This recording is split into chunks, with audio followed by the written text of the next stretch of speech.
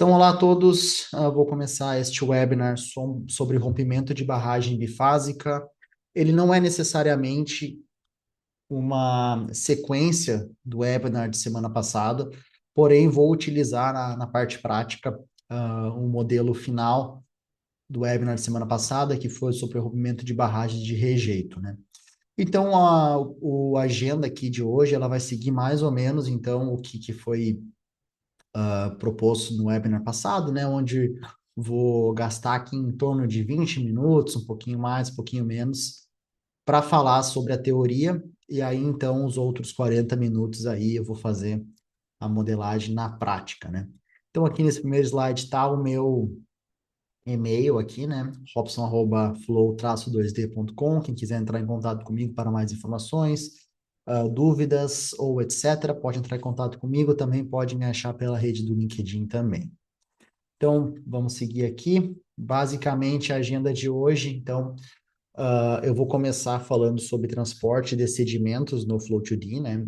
Semana passada, então, webinar passado, eu falei sobre os fluidos hiperconcentrados, né? Então, hoje eu vou estar falando sobre o transporte de sedimentos e sobre o fluxo bifásico e também sobre algumas recomendações, né? Que a gente sempre dá aos nossos usuários, né? Então, mesmo esqueleto aqui de semana passada, né?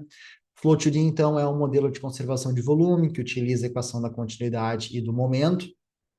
Antigamente, a gente tinha os sedimentos hiperconcentrados e o transporte de sedimentos como sendo dois componentes excludentes, né? Ou tu utilizava os sedimentos hiperconcentrados, ou tu utilizava o transporte de sedimentos, né? Mais recentemente, então, foi implementado a modelagem bifásica, né?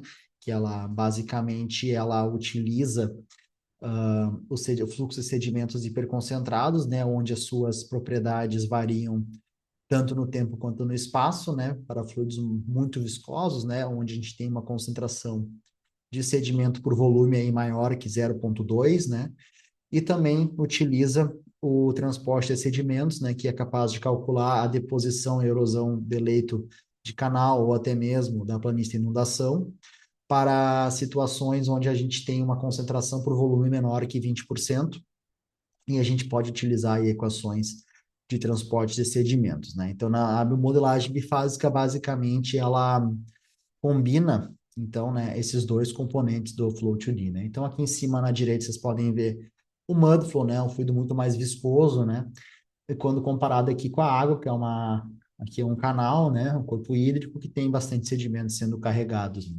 Um pouquinho maior a imagem para vocês, né? A diferença entre um fluido hiperconcentrado e o transporte de sedimentos, né?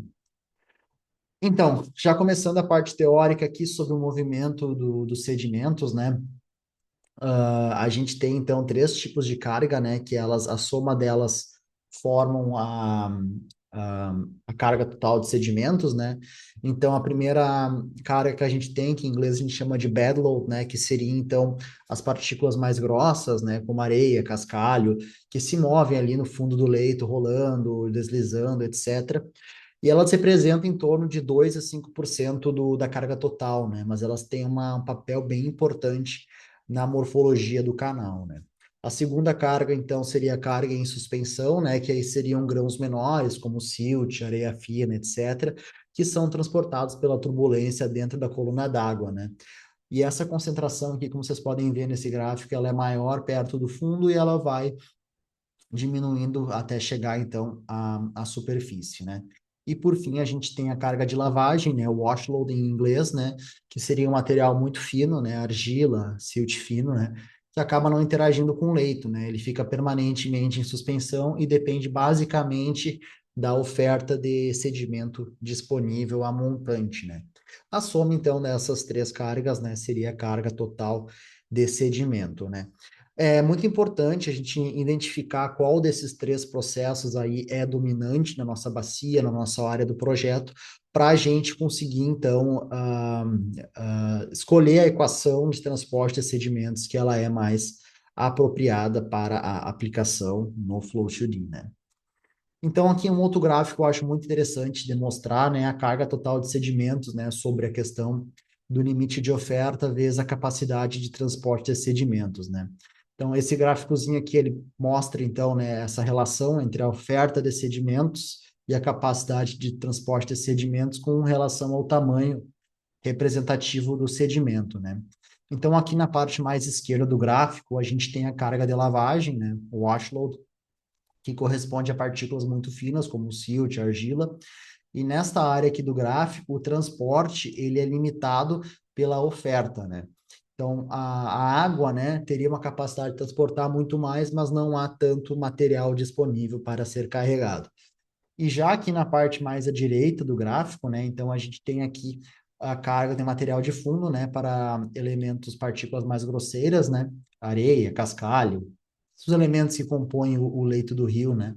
E nesse caso aqui, o transporte, ele é limitado pela capacidade, né, existe bastante material no leito do rio, porém a energia do fluxo não consegue carregar todo esse material, né? E aqui existe um ponto de transição, né, onde a oferta e a capacidade se equilibram, né? Então, qual a ligação desse gráfico com o Flow 2D, né? Se o problema ele é dominado por wash load, né, para partículas mais finas, né, bacias com erosão difusa, argila, bastante suspensão, a gente tem que utilizar uma equação que represente isso, né? Se ele é dominado por cargas mais grossas, né? Então, como rio de leito arenoso, bastante transporte junto ao fundo, a gente tem que escolher uma equação, né, que represente isso, né, para conseguir representar de forma correta os processos que dominam, né, o transporte de sedimento. Então, seguindo aqui, agora falando um pouco do transporte de sedimento, né, no Flow2D mesmo, né, ele é um transporte de sedimentos desacoplado, né, isso significa que o Flow2D primeiramente calcula a hidráulica do escoamento, vazão, velocidade, etc., e aí depois calcula o transporte de sedimentos, né. A gente assume que essas mudanças na topografia, na geometria do canal e ou do leito, da planície de inundação, são muito pequenas e não afetam, né, a hidráulica do escoamento, né? E também é interessante ressaltar aqui que o sedimento ele é distribuído de forma não uniforme no canal e de forma uniforme nos elementos da planície da inundação, né? Então, seguindo aqui ainda algumas considerações, né? Quando a gente fala em grandes cheias, né, em torno de 100 anos de tempo de retorno ou mais, o efeito da erosão e a deposição sobre a elevação máxima da água é praticamente desprezível, né? Porém, quando a gente está trabalhando aí com cheias menores, de 2 a 5 anos, a obstrução ou a perda de capacidade de escoamento associada à erosão e deposição são mais importantes, né? Então, aqui na direita, vocês têm esse gráfico, né? A linha azul seria o canal original, né? E aqui a linha vermelha seria a variação por erosão e deposição, né? Vocês podem ver que aqui muito foi erodido e logo aqui foi depositado, né? Aqui também, né? Outro lugar onde aconteceu isso, né? Seguindo então mais rapidamente, quero fazer isso aqui em torno de 20 minutos, sobre a variação no armazenamento numa célula, né? Com relação à erosão e à deposição. Então, isso é uma relação entre a oferta de sedimento e a capacidade de transporte de sedimento, né? Então, se a oferta de sedimento ela é maior do que a capacidade de transporte, o excesso vai ficar armazenado na célula, vai ocorrer a deposição, né? Se a capacidade de transporte de sedimentos ela for maior que a oferta de sedimentos, aí então o modelo vai acabar retirando o material do leito, né? Que onde acontece a erosão, né? Essas alterações no leito, elas só acabam por aparecer se houver um desequilíbrio entre a oferta e a capacidade de transporte persistente, né? E são geralmente aí necessários, por uma ordem de magnitude para vocês entenderem, aí em torno de 5 ou mais passos de tempo, né? Em torno de 1 a 10 segundos, para a gente alterar a elevação do leito em torno de 0,1 pé. Não é muito a variação. Claro que depende dos parâmetros selecionados e também, né, do teu projeto. Eu venho falando muito sobre concentração de sedimento por volume, né? E eu quero só trazer a equação aqui para vocês, para não deixar isso passar batido, que basicamente o CV, né, a concentração por volume, seria o volume de sedimento dividido pelo volume de sedimento mais a água, né? E a gente consegue trabalhar essa equação com os dados de gama aí do sedimento e da água, a gente consegue converter para a concentração por peso se necessário. Porém, eu prefiro sempre falar sobre a concentração por volume, acho mais prático. Sobre as equações de transporte de sedimentos que o Flow2D permite o usuário escolher, né? A gente trabalha aí com 11 equações, né? Zeller-Fullerton, Yang, Engel and Hansen, Eckers and White, Larsen, Tofaletti, Wu MPM, MPM Smart, Karen Kennedy, Parker, Kingleman and McLean, e Van Ryan. São essas 11 equações aí que o Flow2D ele permite o usuário a selecionar, né? Importante ressaltar que cada uma dessas fórmulas foi baseada, né, em equações, desculpa, em condições únicas de escoamento, né? E o usuário tem que pesquisar a aplicabilidade de cada equação para cada projeto, né? Se esse webinar de hoje fosse um webinar somente sobre transporte de sedimentos, eu gastaria um bom tempo aqui explicando a aplicabilidade de cada uma dessas equações, né? Porém, não vou fazer isso hoje, mas junto com a nossa licença, a gente manda um documento, né, explicando detalhadamente como, quando e onde e quais as potenciais aplicações de cada uma dessas 11 equações aí. Então, como que a gente interpreta os resultados do transporte de sedimentos no Flow2D, né? Uh, a gente interpreta como tendências de erosão e de deposição, né? Basicamente, não é uma previsão precisa, no sentido de que 31 centímetros de deposição ou 75 centímetros de erosão em tal local. Não é bem assim, pessoal. São magnitudes relativas, né? A gente vai esperar cerca de 1 metro de erosão nesse trecho, cerca de meio metro no outro.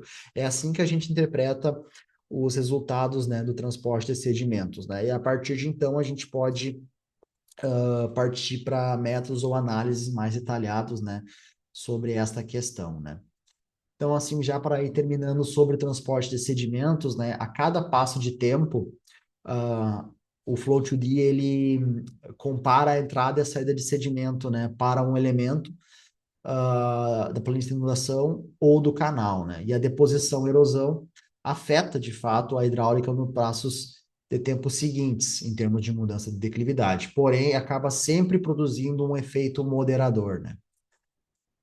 Sobre também o limite da profundidade de erosão, que é algo bem importante, a gente permite o usuário a selecionar uma profundidade máxima típica de erosão, né, em torno de 1,5 ou até 3 metros, né? A gente assume isso porque para não deixar o modelo erodindo para sempre, né, como se chegasse num ponto onde fosse a rocha matriz, por exemplo, né? Então a gente consegue permitir esse limite máximo aí de erosão, né? O modelo ele tende a ser autocorretivo na maior parte dos casos, mas é realmente muito importante a gente adicionar essa variável, né? Também a gente consegue selecionar alguns elementos como sendo elementos rígidos, né? Por exemplo, se a gente tiver uma região onde tem bastante rocha exposta, a gente coloca esses elementos como sendo elementos de eleito rígido, né? Pensando na planície de inundação, por exemplo, né? E também, se algum elemento venha a sofrer, por alguma razão, uma erosão excessiva e venha a levar à instabilidade no modelo, a gente pode assumir esse elemento específico como sendo de um elemento de leito rígido, né? E essa é a vantagem, porque um modelo instável a gente não consegue tirar nenhum resultado, né? Primeiramente tem que focar num modelo estável para aí assim a gente conseguir tirar alguma análise deste modelo, né? E agora, pessoal, passando então para o fluxo bifásico no Flow2D, né? Então aqui vocês podem ver uma barragem de rejeito onde existem rejeitos ao fundo, né? E na parte superior a gente tem uma camada, então, de água, né? Aqui em cima. Esta é uma das condições que eu vou simular hoje aqui com vocês, né? Uma barragem com rejeitos embaixo e uma camada de água em cima e o rompimento dessa barragem, né? Outra questão, outro modelo também que eu vou rodar aqui com vocês seria se a gente tivesse uma barragem de rejeitos a montante que romperia em uma cascata de água jusante, também vou simular uma situação dessas, e o oposto, se a gente tivesse uma barragem de água a montante e rompesse numa barragem de rejeito a jusante, né? Então, são simulações que eu vou fazer aqui para fins de demonstração para vocês, né? Então, só deixando mais claro o primeiro caso que eu vou simular, né? Onde a gente tem um barramento. Então, na parte inferior, a gente vai ter o rejeito, né? E aqui a gente vai ter um pouco uma camada de água em cima, né? Então, a gente vai ter que definir o barramento, a taxa de rompimento desse barramento e, por fim, o nível de água e de rejeitos, né? Então, vou mostrar para vocês na prática, vai ser bem fácil de entender e verificar como que funciona este componente. Então, alguns conceitos do escoamento bifásico no Flow2D, né? Como eu estava comentando com vocês, o rompimento ele pode consistir em duas fases, né? Uma fase fluida superior de água, né? Basicamente, né? Onde vai ter um fluido que vai seguir os processos convencionais de transporte de sedimentos, onde uma das 11 equações da capacidade de transporte de sedimentos vai ser utilizada, né? Isso eu estou falando para a concentração de sedimento para o volume menor que 0,2. A fase inferior, então, vai ser a fase de fluidos hiperconcentrados, né? E nessas fases, as tensões viscosas dominam, né? Isso aqui é onde eu estou falando para a concentração de volume superior a 0,2. E por fim, então, a troca de sedimento entre as duas camadas, né? Que eu vou explicar em detalhes logo mais, juntamente com a cessação e remobilização da camada de fluidos hiperconcentrados, da lama, e também a erosão e deposição se a fase fluida entrar em contato com o leito, né? Então, dentro do regime bifásico, a gente tem então aqui, vamos começar da esquerda para a direita nesse slide aqui. Então, aqui na parte mais inferior do nosso fluido aqui, né, que contém o regime bifásico, a gente vai ter um regime mais lamacento, né, onde a gente tem uma parte mais densa, com as partículas mais próximas uma da outra, né, com uma alta concentração de partículas, onde as forças viscosas dominam. Conforme a gente vai indo em direção à superfície do fluido aqui, a gente vai ter já um movimento uma força mais turbulenta e viscosa atuando sobre a lama. Quando a gente passar para o fluido, que seria o transporte de sedimentos, a gente vai ter as forças turbulentas e dispersivas atuando, e por fim, aqui mais perto da superfície, a gente vai ter um escoamento mais turbulento, né? Então, se a gente olhar primeiro com relação à concentração de sedimento por volume, na parte mais inferior ela vai ser muito alta, né? Conforme ela vai indo em direção à superfície, quando ela chega aqui bem na beiradinha entre a camada de mudflow e a camada de água, ela já tem uma queda, né? E aí então ela começa a cair até ficar muito próxima de zero aqui na parte superior da, do nosso fluido, né? E com relação à viscosidade, desculpa, com relação à velocidade, né? Ela é muito baixa aqui próxima do leito, ela tende a aumentar, né? Quando ela chega na lama e continua a aumentar muito mais quando ela chega no, na parte do transporte de sedimentos, né? Então, aqui a gente tem, basicamente, como já falei na aula anterior, e estou debatendo aqui novamente, a camada inferior predominam as tensões viscosas e o escoamento é mais denso, e na camada superior é mais diluída e a gente tem a turbulência, né? Que mantém as partículas em suspensão, né? E aí existe a troca de sedimento entre essas duas camadas, né? Que vai ser agora que eu vou explicar, então, os processos físicos que acontecem, né, no escoamento bifásico. Primeiro eu vou explicar os processos e depois as regras que o Flow2D segue para realizar esses processos físicos, né? Então, primeiramente, a cessação e a remobilização do fluxo de lama, né, dependendo da sua concentração, ele pode parar, né, e ficar ali a lama, né? A camada fluida ela pode captar ou depositar elementos ou depositar sedimentos na camada de fluxo de lama, né? Se tiver em cima a camada fluida e embaixo a camada de lama. A camada fluida ela pode avançar mais rápido que a camada de fluxo de lama, isso geralmente acontece, né? Quando a gente tem esse rompimento bifásico, com a camada de água em cima, ela tende a avançar mais. A concentração de sedimentos é variável em cada camada, né? A camada de fluxo de lama ela pode se diluir na camada fluida. A camada fluida ela pode se espessar dentro da camada do fluxo de lama. E se a camada de fluxo de lama deixar de existir, a camada fluida troca sedimentos diretamente com o leito, né, do canal ou da planície de inundação. Então, quais são as regras aqui, pessoal? Vamos pensar primeiramente aqui. A gente tem, então, uma erosão acontecendo na camada fluida, porém a gente tem um fluxo de lama embaixo, né? Então, o sedimento do fluido, ele é retirado do fluxo de lama.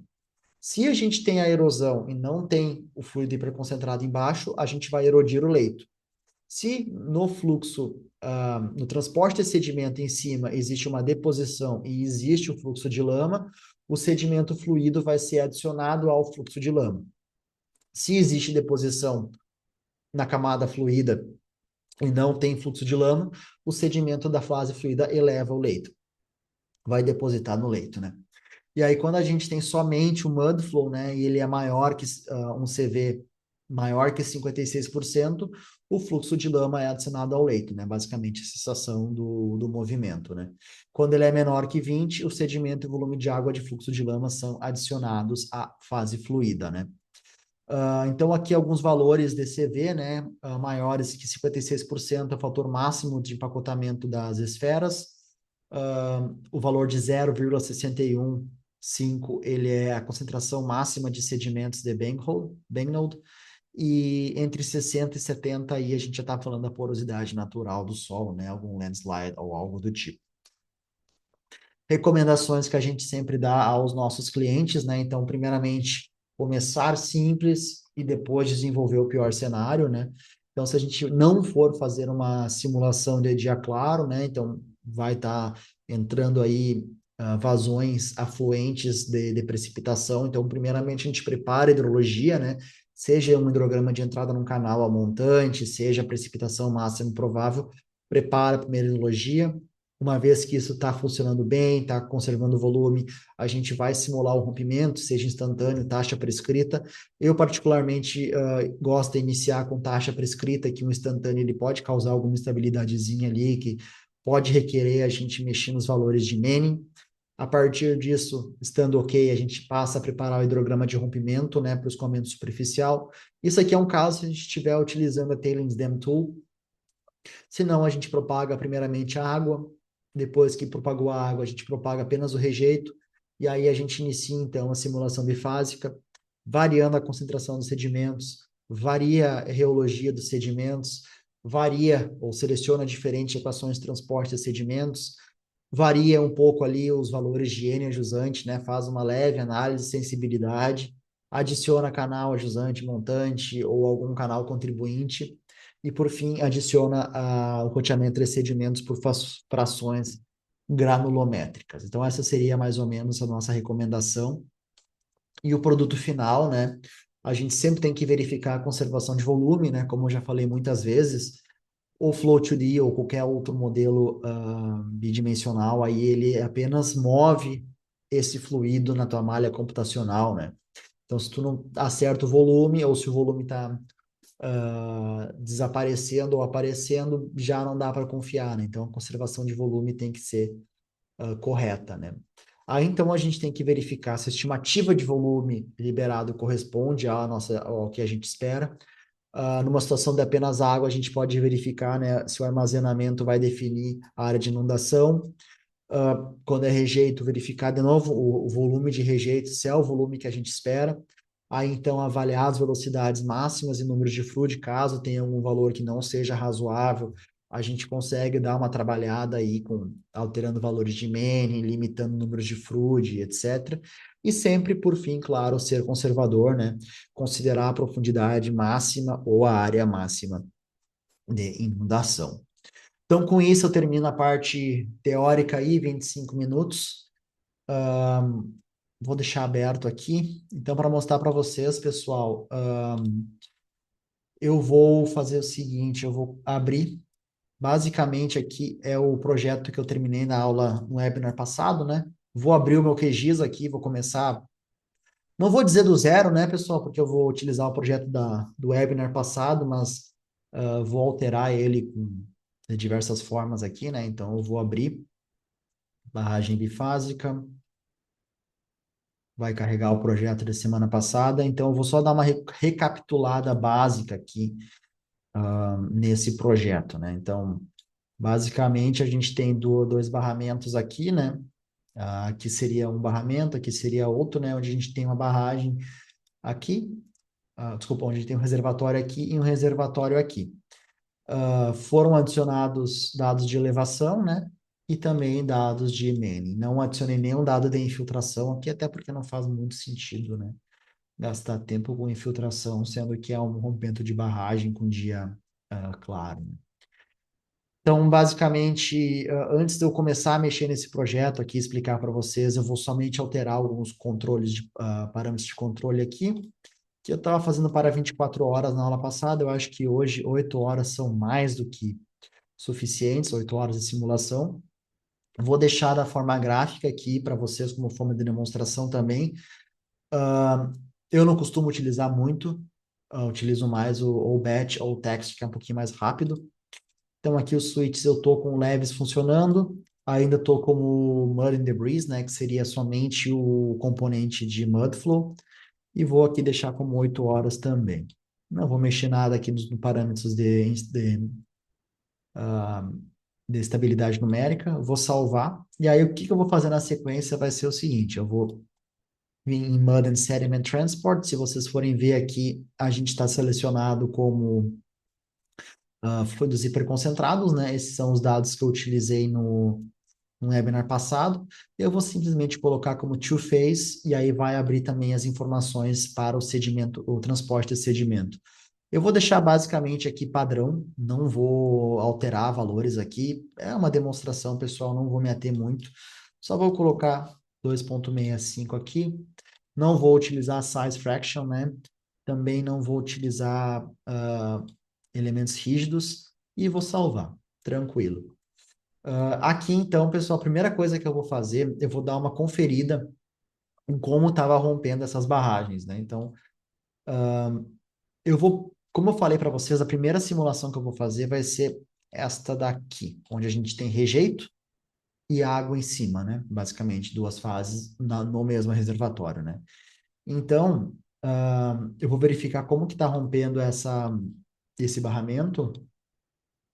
Então, ele está rompendo, pode ver o amarelo aqui, né? Ele está rompendo na direção noroeste. Essa leve, ela tem 320 de elevação, né?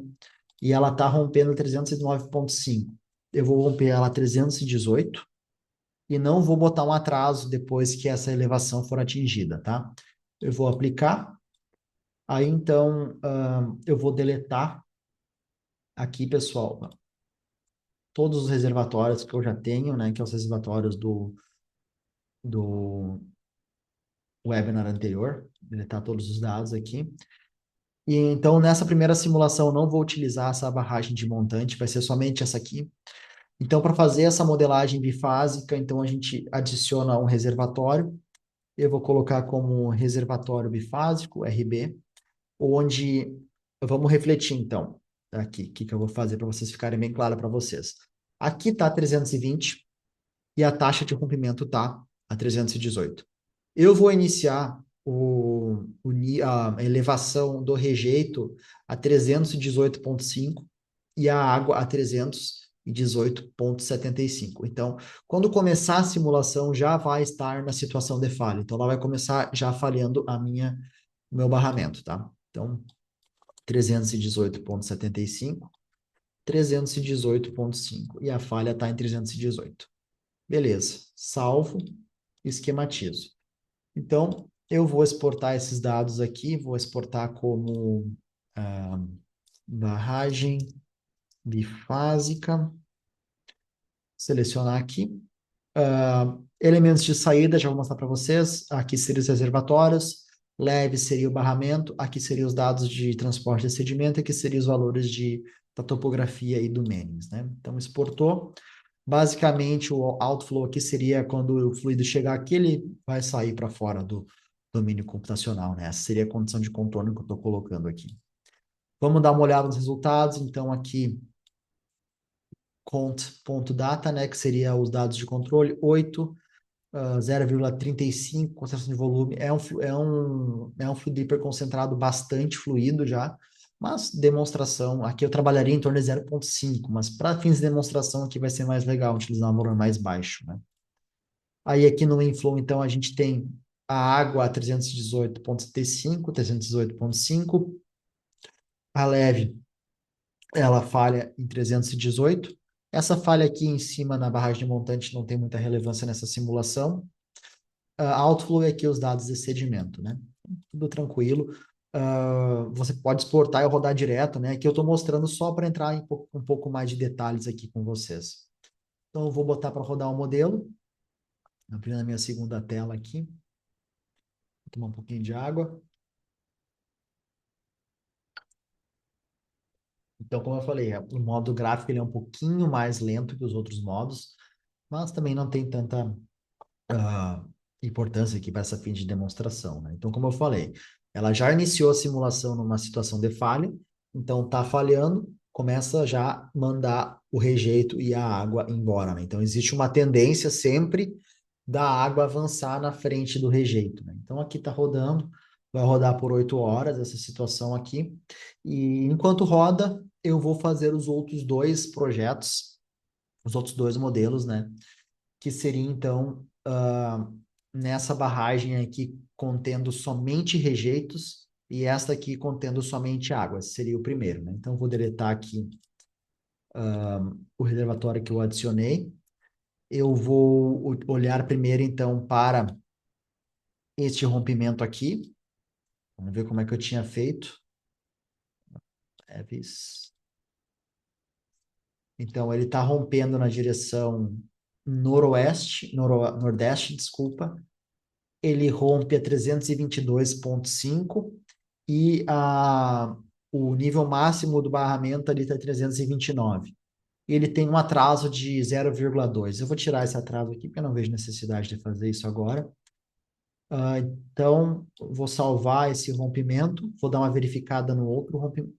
Não, vou adicionar, então, primeiramente aqui o reservatório de rejeitos.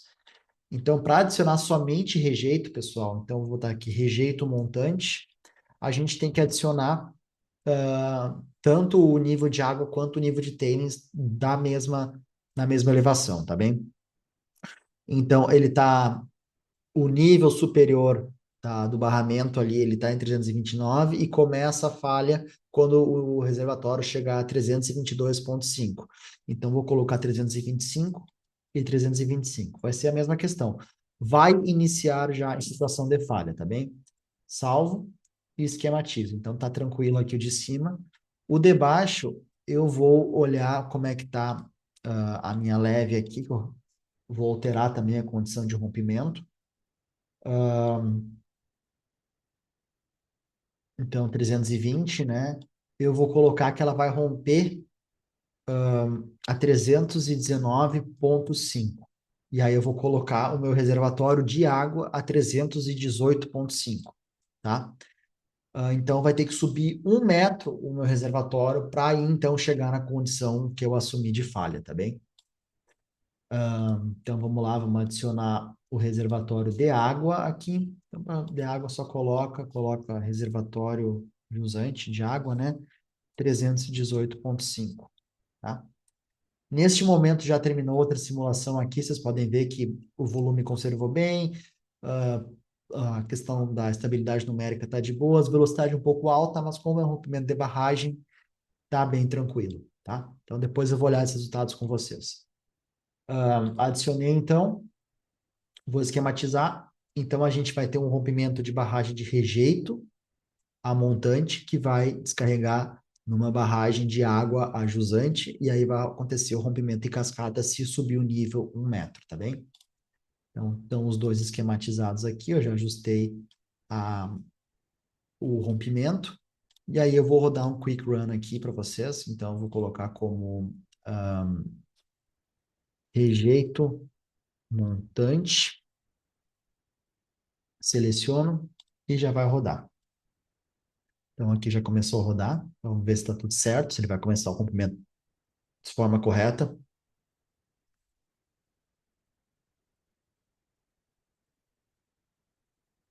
Vamos ver. Então, começou a romper aqui. Então, rejeitos aqui, água aqui. Vamos esperar mais um passo de tempo, só para ter certeza que está tudo tranquilo. Beleza. Este modelo também está rodando. Vou deixar ele rodando enquanto eu vou preparar o modelo onde a parte mais de cima aqui vai ser água e aqui vai ser rejeito. Então, a primeira coisa que eu vou fazer, eu vou deletar o que eu adicionei anteriormente. Vou tirar os dados esquematizados. E aí eu vou adicionar um reservatório de água aqui com 325. A situação vai ser a mesma, tá, pessoal? Da falha, do nível da água, vai ser a mesma situação. Só um vai ser água e outro vai ser rejeito. Reservatório rejeito, 318,5, né, pessoal? 308,5. Beleza. Esquematizo, esquematizo. Então, o reservatório de água vai iniciar na falha e vai chegar num reservatório de rejeito. E se aqui subir 1 metro o reservatório, então vai romper em cascata.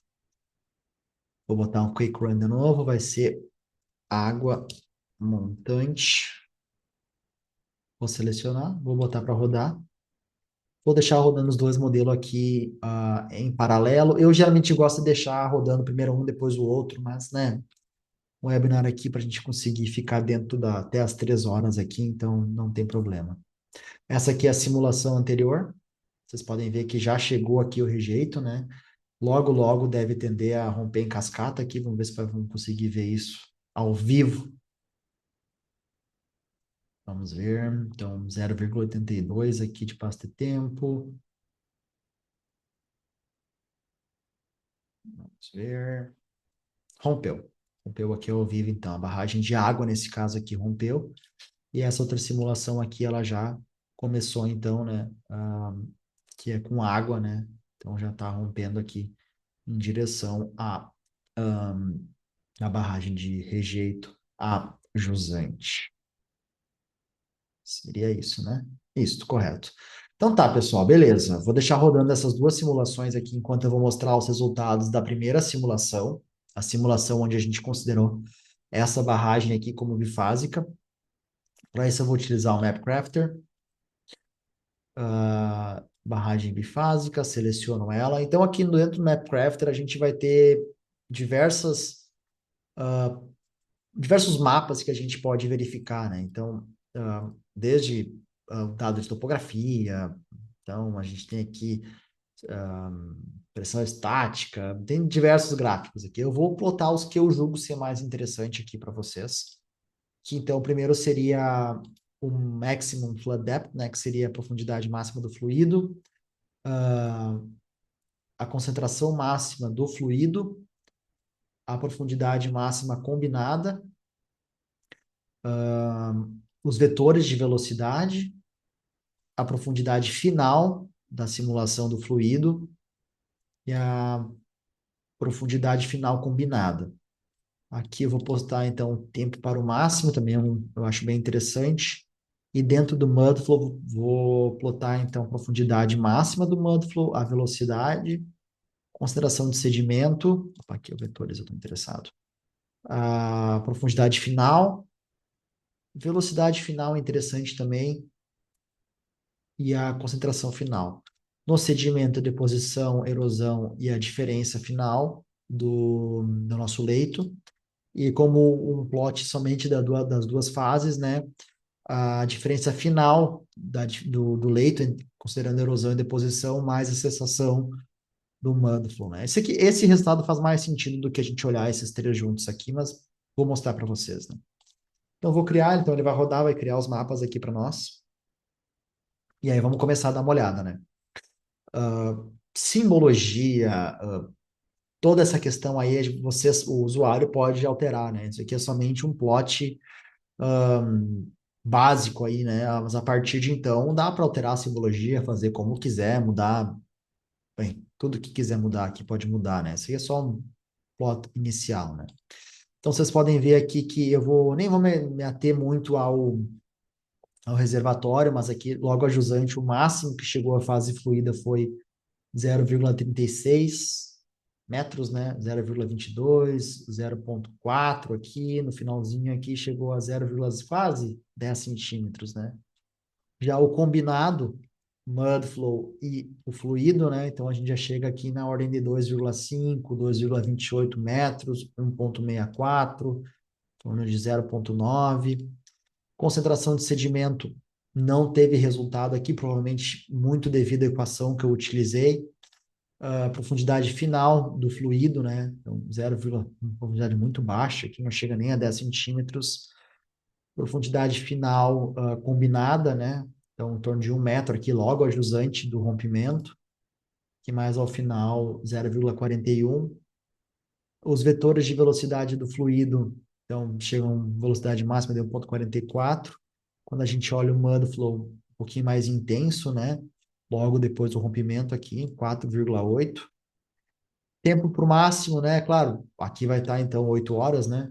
Que é o tempo da simulação que eu deixei acontecer. Se eu deixasse 24 horas, ele iria até o final aqui, né? Mas aqui é interessante de ver. Profundidade máxima somente do Mudflow, né? Então, 2,24. Concentração do Mudflow máxima, então, ela ficou em torno de 0,35 durante toda a simulação. O valor final aqui também, as velocidades finais, vocês podem ver que ainda existem velocidade, ainda ao final das 8 horas, o meu fluido hiperconcentrado ainda está se mobilizando, né? Então, por isso que vocês vão ver aqui no bed change, por isso que tem esses valores em vermelho aqui, né? Significa que não cessou o escoamento ainda, né? E aqui a concentração final do Mudflow também ficou aí 0,35. Não teve muita mudança, baixou um pouquinho aqui, mas ficou em torno de 0,35. Eu vou renomear esse aqui para barragem bifásica e vou deixar salvo aqui. E vamos dar uma olhada como é que estão as nossas outras simulações, né? Então, essa aqui é a primeira, em torno de 6 horas aqui. Vou deixar fechar 6 horas e eu vou finalizar a simulação aqui. Já chegou até aqui ao corpo hídrico aqui, então tá tranquilo para fins de demonstração. Também conservou bem o volume, a questão da estabilidade numérica está ok. Velocidades muito altas, realmente vou ter que dar uma olhadinha depois aqui, mas pode ser que seja correto isso por ser um cenário de rompimento de barragem, né? A outra simulação aqui tá rodando, vou deixar ela rodar um pouquinho mais enquanto a gente verifica a primeira, né? A primeira, então, que eu fiz foi rejeita montante, né? E eu vou rodar os mesmos mapas aqui, pessoal, para a gente dar uma analisada. Beleza. Acabou ficando dentro. Não, acabou ficando aqui, bem tranquilo. Profundidade máxima do fluido, né? Então, lembram, né, que o fluido, né, nesse cenário aqui, o fluido estava jusante, né? Então, aqui vocês podem ver logo após o rompimento, o fluido chegou em torno de 2,28 aqui, a profundidade máxima, né? Então, aqui no meio da planície, em torno de 0,7.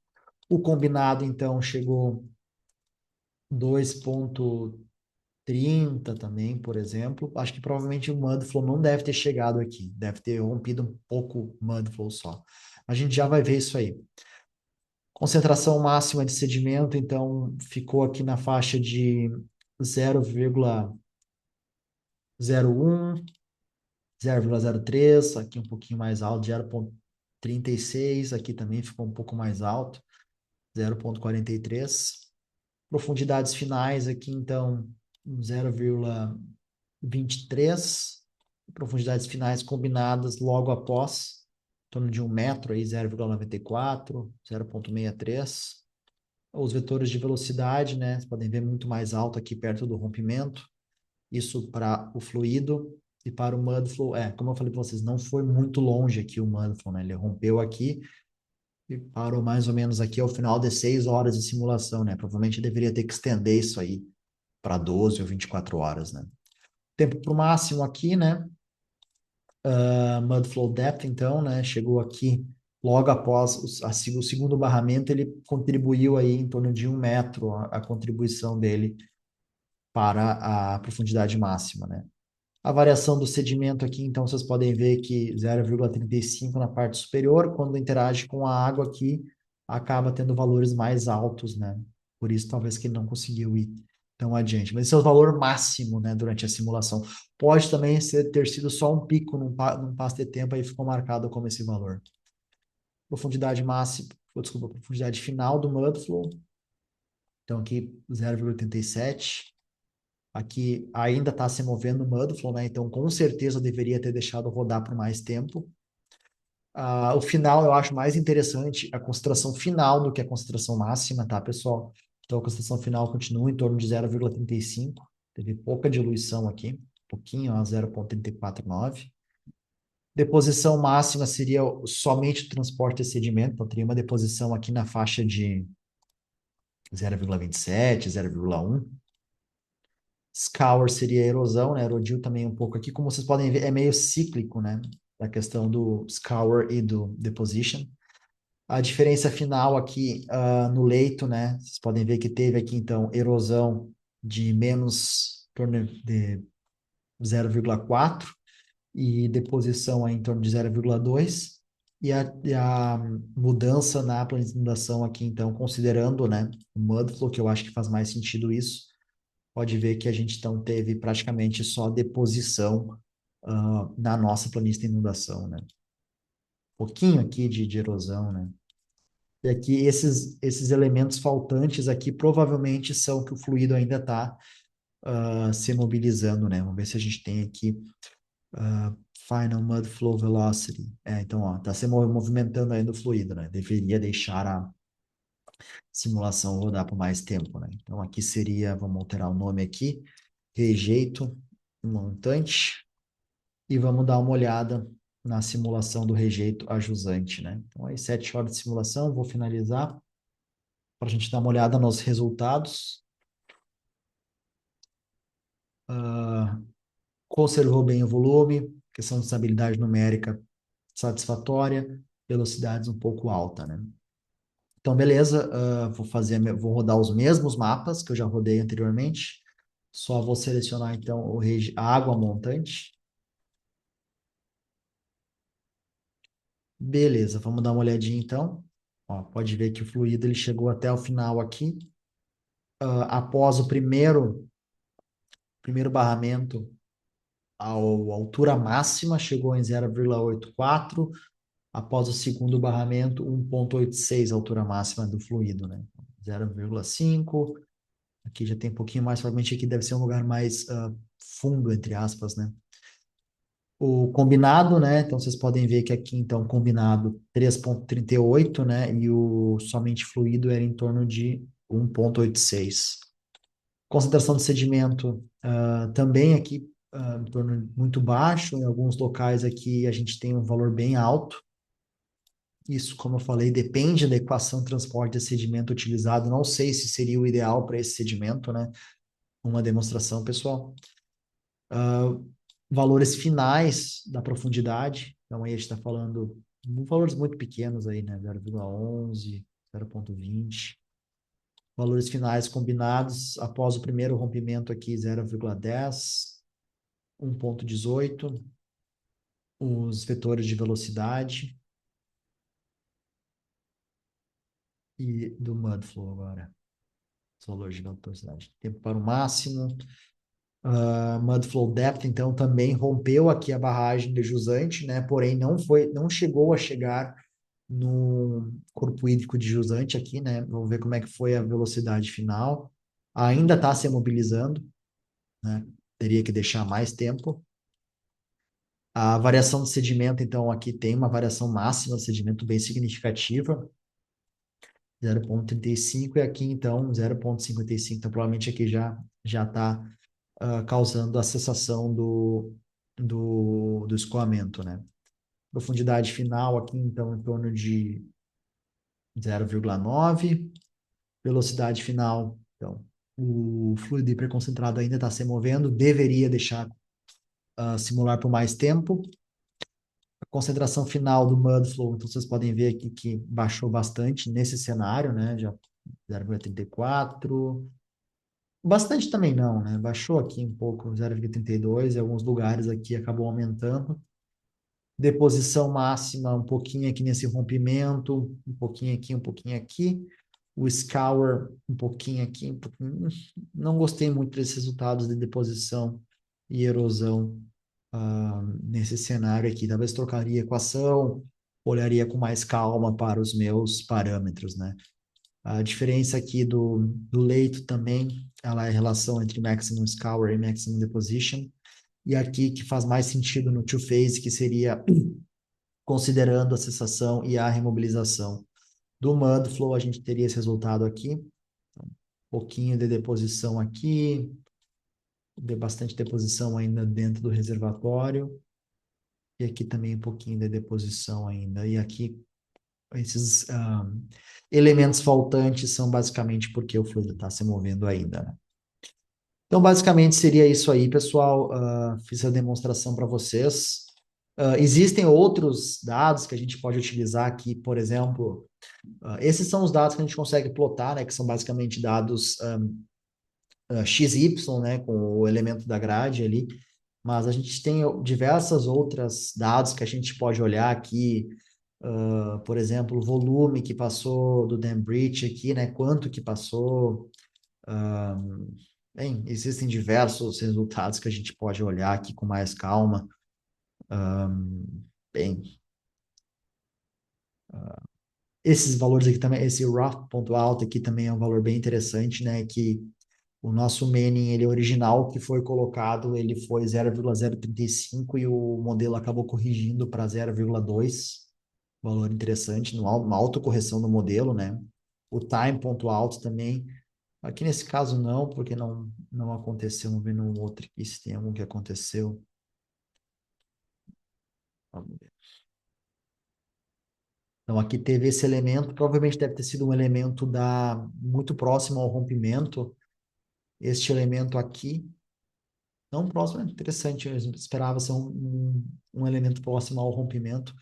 Excedeu a condição de Courant 78 vezes, né? Não quer dizer que isso é um problema, mas provavelmente alterando aqui em volta a rugosidade do terreno, talvez melhore um pouco, né? Aqui a estabilidade, o modelo venha a rodar mais rápido, né? Vamos ver para a rejeita montante, também tem alguns. Não, aqui está tranquilo, né? Alguns elementos foram excedidos de fato. Não é um problema. Então, esse elemento aqui eu poderia alterar um pouco o valor de Manning desse elemento, né? Que mais aqui, então? Não, existem diversos resultados aqui, né? Todos os arquivos .out são arquivos de resultado, né? Que dá para se analisar aqui, né? Super pontual. Então, a gente teve dois elementos aqui que tiveram um número de Froude maior que um, né? Então, quase a dois aqui. Esse valor aqui talvez seja um pouquinho irreal, né? Tem que dar uma olhada com mais calma. Mas então, pessoal, no geral, seria isso. Eu vou finalizar aqui a gravação desse webinar. Agradecer a presença de todos. Muito obrigado.